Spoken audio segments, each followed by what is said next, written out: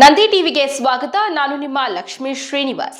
ರಾಜ್ಯ ಸರ್ಕಾರದ ಆದೇಶದ ಮೇರೆಗೆ ಬಾಗೇಪಲ್ಲಿ ಪಟ್ಟಣದ ಪುರಸಭೆ ವ್ಯಾಪ್ತಿಯಲ್ಲಿ ಅನಧಿಕೃತ ಸ್ವತ್ತುಗಳ ಮಾಲೀಕರು ತಮ್ಮ ಸ್ವತ್ತುಗಳಿಗೆ ಕಂದಾಯವನ್ನ ಪಾವತಿಸಿ ಈ ಖಾತೆಯನ್ನ ಪಡೆಯಬಹುದಾಗಿದೆ ಎಂದು ಶಾಸಕ ಎಸ್.ಎನ್. ಸುಬ್ಬಾರೆಡ್ಡಿ ಅವರು ತಿಳಿಸಿದ್ದಾರೆ.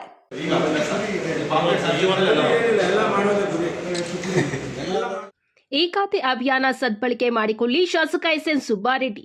ರಾಜ್ಯ ಸರ್ಕಾರ ಆದೇಶದ ಮೇರೆಗೆ ಬಾಗೇಪಲ್ಲಿ ಪಟ್ಟಣದ ಪುರಸಭೆ ವ್ಯಾಪ್ತಿಯಲ್ಲಿನ ಅನಧಿಕೃತ ಸ್ವತ್ತುಗಳಿಗೆ ಖಾತಾ ನೀಡುವ ಸಂಬಂಧ ಕಾಯ್ದೆ ಮತ್ತು ನಿಯಮಗಳಿಗೆ ತಿದ್ದುಪಡಿ ತರುತ್ತದೆ. ಇದರಿಂದ ಅನಧಿಕೃತ ಸ್ವತ್ತುಗಳ ಮಾಲೀಕರು ತಮ್ಮ ಸ್ವತ್ತಿನ ಕಂದಾಯವನ್ನ ಪಾವತಿಸಿ ಈ ಖಾತಾ ಪಡೆಯಬಹುದಾಗಿದೆ ಎಂದು ಶಾಸಕ ಎಸ್.ಎನ್. ಸುಬ್ಬಾರೆಡ್ಡಿ ಹೇಳಿದ್ದಾರೆ. ಅವರು ಇಂದು ಪಟ್ಟಣದ ಪುರಸಭೆಯ ಸಭಾಂಗಣದಲ್ಲಿ ಈ ಖಾತಾ ಅಭಿಯಾನಕ್ಕೆ ಸೋಮವಾರ ಚಾಲನೆ ನೀಡಿ ಅವರು ಮಾತನಾಡಿದ್ದಾರೆ. ಪಟ್ಟಣದ ವ್ಯಾಪ್ತಿಯಲ್ಲಿ ನಿವೇಶನ, ವಸತಿ ಕಟ್ಟಡ, ವಾಣಿಜ್ಯ ಕಟ್ಟಡಗಳು, ಮನೆಯ ಆಸ್ತಿಗಳು, ಖಾಲಿ ನಿವೇಶನ ಹೊಂದಿರುವ ದಾಖಲೆಗಳ ಸಮೇತ ಪುರಸಭೆ ಕಚೇರಿಗೆ ತೆರಳಿ ಅರ್ಜಿ ಸಲ್ಲಿಸಿದರೆ ಕೂಡಲೇ ಈ ಖಾತಾ ಮಾಡಿಕೊಡುವ ವ್ಯವಸ್ಥೆಯನ್ನ ಕಲ್ಪಿಸಲಾಗಿದೆ. ಇದನ್ನ ಜನರು ಸದ್ಬಳಕೆ ಮಾಡಿಕೊಳ್ಳಬೇಕು ಎಂದು ಹೇಳಿದ್ದಾರೆ. ನಮ್ಮ ಘನ ಸರ್ಕಾರ ಈ ಖಾತಾ ಭಾಳ ಸಮಸ್ಯೆ ಇತ್ತು. ಸುಮಾರು ವರ್ಷಗಳಿಂದ ಈ ಸಮಸ್ಯೆ ಇತ್ತು. ಯಾವ ಜಮೀನು ಕನ್ವರ್ಷನ್ ಆಗದಿರ ನಗರ ಪ್ರಾಧಿಕಾರದ ಅನುಮೋದನೆ ಆಗದಿರ ಇತ್ತು, ಅಂಥವ್ಯಾವುದೂ ನಾವು ಇಷ್ಟು ದಿನ ಖಾತಾ ಮಾಡ್ತಾ ಇರಲಿಲ್ಲ. ಪಾಪ ಬಡವರಿಗೆ ಆಸ್ತಿ ಮಾರಬೇಕಂದ್ರೆ ಕಷ್ಟ. ಏನೋ ಅವ್ರ ಕಷ್ಟ ಮಾಡಿದಾಗ ಒಬ್ಬರಿಂದೊಬ್ಬರು ಖಾತೆ ಆಗ್ತಾ ಇರಲಿಲ್ಲ. ನಮ್ಮ ಸರ್ಕಾರ ಒಂದು 3 months ಬ್ಯಾಕಿಂದ ಈ ಖಾತಾ ಇಲ್ದಿರ ಯಾವುದೇ ರಿಜಿಸ್ಟರ್ ಆಗಬಾರ್ದು ಅಂತ ಕಾನೂನು ಮಾಡಿದಾಗಿಂದ ತುಂಬ ಕಷ್ಟ ಆಗ್ತಾಯಿತ್ತು ಪಾಪ ಸಾರ್ವಜನಿಕರಿಗೆ. ಇದು ಮನಗಂಡ ನಮ್ಮ ಸರ್ಕಾರ ಈ ದಿನ ಈ ಖಾತಾ ಆಂದೋಲನ 3 ತಿಂಗಳ ಮಟ್ಟಿಗೆ ಈ ಖಾತಾ ಆಂದೋಲನ ಮಾಡಿ ಪ್ರತಿಯೊಬ್ಬರಿಗೂ ಯಾರಿಗೆ ರಿಜಿಸ್ಟ್ರಲ್ಲಿ ನೇಮ್ ಇರುತ್ತೋ ಅವ್ರಿಗೆಲ್ಲ ಖಾತೆ ಕೊಡೋ ಮುಖಾಂತರ ಎಂಟೈರ್ ಯಾರ ರಿಜಿಸ್ಟರ್ ಆಗಿತ್ತು ಎಲ್ಲರಿಗೂ ಖಾತಾ ಕೊಡುವಂಥ ಕಾರ್ಯಕ್ರಮ ನಾವೀಗ ಹಮ್ಮಿಕೊಳ್ತಾ ಇದ್ದೀವಿ.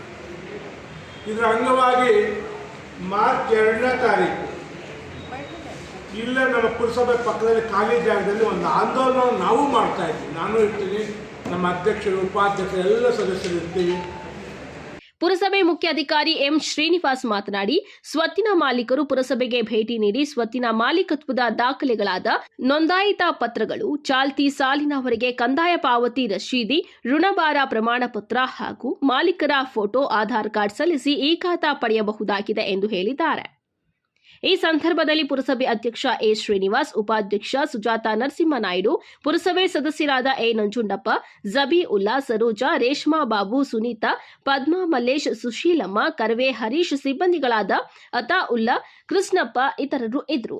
ಮೊನ್ನೆ 11-2ನೇ ತಾರೀಕು ನೋಟಿಫಿಕೇಶನ್ ಜಾರಿ ಆಯಿತು. ಅವತ್ತಿಂದನೇ ಚಾಲೂ ಲೆಕ್ಕ. ನಾವು ಆಂದೋಲನ ಮಾರ್ಚ್ 2ನೇ ತಾರೀಕು ಆಂದೋಲನ ಟೈಪ್ ಮಾಡ್ತಾ ಇದ್ದೀವಿ. ಇವತ್ತು ಕೊಡ್ಬೋದು, ಅರ್ಜಿಗಳು ಕೊಟ್ಟು ನಮಗೆ ಸ್ವೀಕೃತಿಯನ್ನು ಪಡ್ಕೊಂಡು ಹೋಗ್ಬೋದು. ನಾವು ಹಂತವಾಗಿ ಡೇಟ್ಗಳು ಕೊಟ್ಟು ಈ ಸ್ವಲ್ಪ ದಾಖಲೆಗಳು ಸರಿ ಇದ್ದಲ್ಲಿ ಏನು ನಾವು ದಾಖಲೆಗಳಿಗೆ ಹೇಳಿದ್ದೀವಿ. ವಿಸ್ತೀರ್ಣ ನಮ್ಮ ಬೌಂಡ್ರಿ ಪಟ್ಟಣ ವ್ಯಾಪ್ತಿ ಏನಿದೆ ಅಷ್ಟು ಮಾತ್ರ, ಹೊರಗಿನ ವ್ಯಾಪ್ತಿದ ಅವಕಾಶ ಇಲ್ಲ. ರಾಷ್ಟ್ರೀಯ ಹಬ್ಬಗಳ ಆಚರಣಾ ಸಮಿತಿ ವತಿಯಿಂದ ತಾಲೂಕು ಪಂಚಾಯಿತಿಯ ಕಾರ್ಯಾಲಯದ ಮುಂದೆ ಸಂತ ಸೇವಾಲಾಲ್ ಜಯಂತಿಯನ್ನ ಆಚರಣೆ ಮಾಡಿದ್ದಾರೆ. ಈ ಕಾರ್ಯಕ್ರಮವನ್ನು ಶಾಸಕ ಎಸ್.ಎನ್. ಸುಬ್ಬಾರೆಡ್ಡಿ ಅವರು ಉದ್ಘಾಟನೆ ಮಾಡಿ ಸಂತ ಸೇವಾಲಾಲ್ ಜಯಂತಿಯ ಪ್ರಯುಕ್ತವಾಗಿ ಸಂತ ಸೇವಾಲಾಲ್ ಅವರ ಬಗ್ಗೆ ಹಾಡಿ ಹೊಗಳಿದ್ದಾರೆ.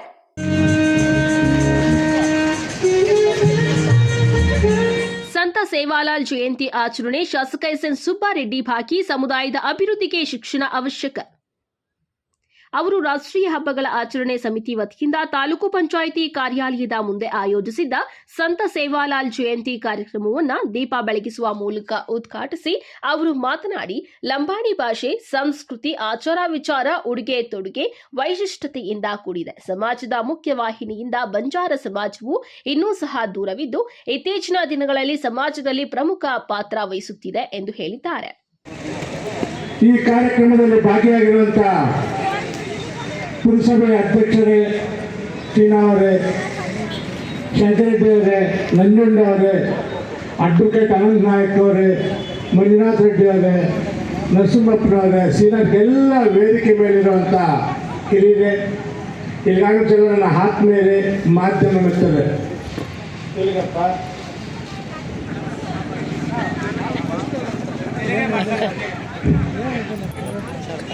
ಇವತ್ತು చాలా బాగా మంచి ఎత్తుగా ఇప్పుడు ప్రొఫెషన్ చేస్తారు మీరు సేవలాంటి. ఆ భగవంతునికి మీరు ఎంత చేసినా కమ్మీనే. ఎలాంటే సేవల్లో ఒక మహాత్ముడు, ఆయన ఇప్పుడు ఇచ్చిన దావలో మనమంతా ನಡುಸ್ತಾ ఉండేది. ಮಾಜಿ ತಾಲೂಕು ಪಂಚಾಯಿತಿ ಸದಸ್ಯರಾದ ಶ್ರೀರಾಮ್ ನಾಯಕ್ ಅವರು ಪ್ರಾಸ್ತಾವಿಕವಾಗಿ ಮಾತನಾಡಿದ್ದಾರೆ. ನಂತರ ಕಾರ್ಯಕ್ರಮಕ್ಕೂ ಮುನ್ನ ಸಂತ ಸೇವಾಲಾಲ್ ಅವರ ಭಾವಚಿತ್ರಕ್ಕೆ ಪಟ್ಟಣದ ಡಿವಿಜಿ ರಸ್ತೆಯ ಉದ್ದಕ್ಕೂ ಜಾನಪದ ಕಲಾ ತಂಡಗಳು ಹಾಗೂ ಪಲ್ಲಕ್ಕಿಗಳು ಮತ್ತು ಸ್ತಬ್ಧ ಚಿತ್ರಗಳೊಂದಿಗೆ ಬೃಹತ್ ಮೆರವಣಿಗೆ ಮಾಡಲಾಯಿತು. ಮೆರವಣಿಗೆ ಸಾಗಿ ಬಂದ ಮಹಿಳೆಯರು, ಮಕ್ಕಳು ಸಮುದಾಯದ ಲಂಬಾಣಿ ನೃತ್ಯವನ್ನ ಮಾಡುತ್ತಾ ಸೇವಾಲಾಲರ ಭಜನೆಯೊಂದಿಗೆ ವೇದಿಕೆ ಕಾರ್ಯಕ್ರಮದವರೆಗೂ ಸಾಗಿದ್ದು ಸಾರ್ವಜನಿಕರ ಗಮನ ಸೆಳೆಯಿತು. ಈ ಸಂದರ್ಭದಲ್ಲಿ ಮಾಜಿ ಜಿಲ್ಲಾ ಪಂಚಾಯಿತಿ ಸದಸ್ಯ ಲಕ್ಷ್ಮೀ ನರಸಿಂಹಪ್ಪ, ಪುರಸಭೆ ಅಧ್ಯಕ್ಷ ಎ ಶ್ರೀನಿವಾಸ್, ಪುರಸಭೆ ಸದಸ್ಯರಾದ ಎ ನಂಜುಂಡಪ್ಪ, ಮಂಜುನಾಥ ರೆಡ್ಡಿ, ಶ್ರೀನಿವಾಸ್ ನಾಯಕ್, ಗೋಪಿ ನಾಯಕ್, ವಕೀಲರಾದ ಅನಂತ ನಾಯಕ್, ವೀಣಾ ಪಾಣಿ, ಎಸ್ ನಾಯಕ್, ಕಿರಣ್ ನಾಯಕ್, ನಾರಾಯಣ್ ನಾಯಕ್, ಬಾಂಬೆ ನಾರಾಯಣ್ ನಾಯಕ್, ಗೊರ್ತಪಲ್ಲಿ ಶ್ರೀನಿವಾಸ್ ನಾಯಕ್ ಹಾಗೂ ಸಂತ ಸೇವಾಲಾಲ್ ಸಮುದಾಯದವರು ಹಾಜರಿದ್ದರು. ಚಿಂತಾಮಣಿ ತಾಲೂಕಿನ ಹಿರೇಕಟ್ಟಿಗೇನಹಳ್ಳಿ ಪ್ರಾಥಮಿಕ ಕೃಷಿ ಪತ್ತಿನ ಸಹಕಾರ ಸಂಘದ ಚುನಾವಣೆ ಇಂದು ನಡೆದಿದ್ದು, ಈ ಚುನಾವಣೆಯಲ್ಲಿ ಸಚಿವ ಎಂಸಿ ಸುಧಾಕರ್ ಅವರ ಬೆಂಬಲಿತ 11 ನಿರ್ದೇಶಕರು ಜಯಬೇರಿ ಬಾಲಿಸುವ ಮೂಲಕ ಸಂಘವನ್ನ ತಮ್ಮದಾಗಿಸಿಕೊಂಡಿದ್ದಾರೆ.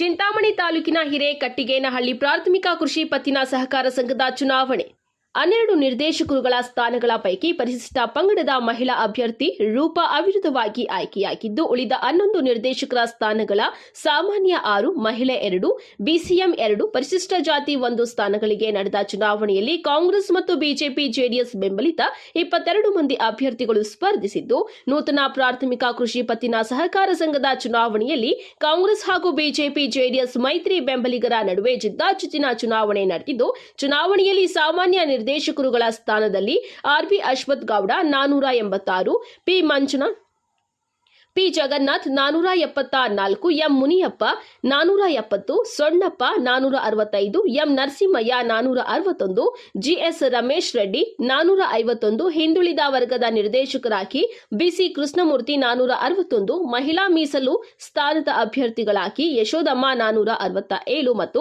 ವಿಮಲಮ್ಮ 466 ಮತಗಳನ್ನು ಪಡೆಯುವ ಮೂಲಕ ಜಯ ಗಳಿಸಿದ್ದಾರೆ ಎಂದು ಚುನಾವಣಾಧಿಕಾರಿ ಸಿಡಿಒ ವನಿತಾ ಅವರು ಘೋಷಿಸಿದ್ದಾರೆ. ಫಲಿತಾಂಶ ಘೋಷಣೆಯಾದ ಕೂಡಲೇ ಸಚಿವ ಡಾಕ್ಟರ್ ಎಂಸಿ ಸುಧಾಕರ್ ಬೆಂಬಲಿತ ಅಭ್ಯರ್ಥಿಗಳು, ಕಾರ್ಯಕರ್ತರು ಪಟಾಕಿ ಸಿಡಿಸಿ ಸಿಹಿ ಹಂಚಿ ಸಂಭ್ರಮಾಚರಣೆ ಮಾಡಿದ್ದಾರೆ. ಎರಡೂ ಕಡೆಯ ಕಾರ್ಯಕರ್ತರ ನಡುವೆ ತೀವ್ರ ಪೈಪೋಟಿ ಇದ್ದಿದ್ದರಿಂದ ಮುನ್ನೆಚ್ಚರಿಕೆ ಕ್ರಮವಾಗಿ ಬಿಗಿ ಪೊಲೀಸ್ ಬಂದೋಬಸ್ತ್ ಏರ್ಪಡಿಸಲಾಗಿತ್ತು. ಪರಿಶಿಷ್ಟ ಪಂಗಡದ ಸ್ಥಾನ ಈಗಾಗಲೇ ಅವಿರೋಧವಾಗಿ ಆಯ್ಕೆಯಾಗಿತ್ತು. ಈ ದಿನ ನಡೆದಂತ 11 ಸ್ಥಾನಗಳ ಸಾಮಾನ್ಯ ಸ್ಥಾನಗಳ 6 ಸ್ಥಾನ, ಮತ್ತೆ ಮಹಿಳಾ ಮೀಸಲು 2 ಸ್ಥಾನ, ಮತ್ತೆ BCMA ಆ ವರ್ಗದ 2 ಸ್ಥಾನ, ಮತ್ತೆ SC ಇದರದ 1 ಸ್ಥಾನ, ಈ 11 ಸ್ಥಾನಗಳಿಗೆ ಈ ದಿನ ಚುನಾವಣೆ ನಡೆದಿದ್ದು, ಈ ಒಂದು ಚುನಾವಣೆಯಲ್ಲಿ ನಮ್ಮ ಕಾಂಗ್ರೆಸ್ ಪಕ್ಷದ ಹಾಗೂ ನಮ್ಮ ಡಾಕ್ಟರ್ ಎಂಸಿ ಸುಧಾಕರ್ ಅವರ ನಮ್ಮ ಮಂತ್ರಿಗಳ ಎಲ್ಲ ಬೆಂಬಲಿಗರು ಕೂಡ ಇವತ್ತು ನಾವು ಜಯಬೇರಿಯನ್ನು ಬಾರಿಸಿದ್ದೇವೆ.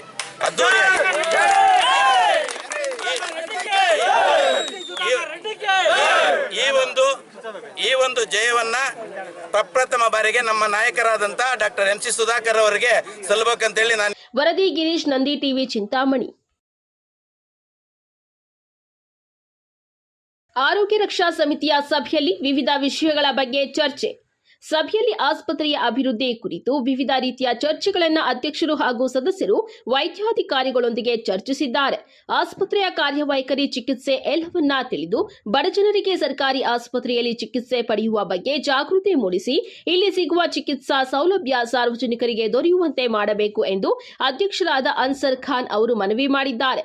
ಆಸ್ಪತ್ರೆಗಳಲ್ಲಿ ಸ್ವಚ್ಛತೆಗೆ ಆದ್ಯತೆ ನೀಡಬೇಕು. ಬಡ ರೋಗಿಗಳಿಗೆ ಯಾವುದೇ ಸಮಸ್ಯೆಗಳಾಗದಂತೆ ಹೆಚ್ಚಿನ ನಿಗಾ ವಹಿಸಬೇಕು. ಆಸ್ಪತ್ರೆಯಲ್ಲಿ ಮೂಲಭೂತ ಸೌಕರ್ಯಗಳ ಆಸ್ಪತ್ರೆಗಳಲ್ಲಿ ಮೂಲ ಸೌಲಭ್ಯಗಳ ಅಭಿವೃದ್ಧಿಗೆ ಅಗತ್ಯ ಕ್ರಮ ವಹಿಸಬೇಕು ಎಂದು ತಿಳಿಸಿದ್ದಾರೆ. ಈ ಸಂದರ್ಭದಲ್ಲಿ ಆಸ್ಪತ್ರೆಯ ಆಡಳಿತ ವೈದ್ಯಾಧಿಕಾರಿಗಳಾದ ಡಾಕ್ಟರ್ ಮುನಿಸ್ವಾಮಿ ರೆಡ್ಡಿ, ಸದಸ್ಯರಾದ ಅಮೀರ್ ಜಾನ್ ಬಿ, ರಾಜಣ್ಣ, ಮುಜಸಿಂ ಭಾನು, ಸರ್ಕಾರಿ ಪ್ರೌಢಶಾಲೆಯ ಮುಖ್ಯ ಶಿಕ್ಷಕರಾದ ಶ್ರೀನಿವಾಸ, ಅಂಗನವಾಡಿ ಮೇಲ್ವಿಚಾರಕರಾದ ರೂಪಾ ಆರ್, ನರಸಮ್ಮ, ಕೆಎನ್ ಸೇರಿದಂತೆ ಮತ್ತಿತರರು ಇದ್ದರು. ಚಿಂತಾಮಣಿ ತಾಲೂಕಿನ ಮುರುಗಮಲ್ಲ ಗ್ರಾಮದಲ್ಲಿ ಗ್ರಾಮ ಪಂಚಾಯಿತಿಯ ಅಧ್ಯಕ್ಷರಾದಂತಹ ಆಜಿ ಅನ್ಸರ್ ಖಾನ್ ಅವರ ಅಧ್ಯಕ್ಷತೆಯಲ್ಲಿ ಆರೋಗ್ಯ ರಕ್ಷಾ ಸಮಿತಿಯ ಕಾರ್ಯಕಾರಿಣಿ ಸಭೆಯನ್ನ ಹಮ್ಮಿಕೊಳ್ಳಲಾಗಿತ್ತು.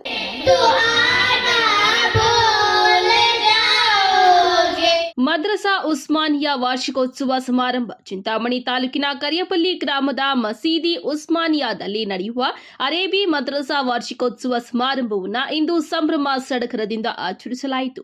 ಸದರಿ ಗ್ರಾಮದ ಮಕ್ಕಳು ಇಸ್ಲಾಂ ಹಾಗೂ ಮೊಹಮ್ಮದ್ ಪೈಗಂಬರ್ ಅವರ ಕುರಿತು ಭಾಷಣಗಳು ಮಾಡಿ ಪೋಷಕರ ಗಮನ ಸೆಳೆದರು.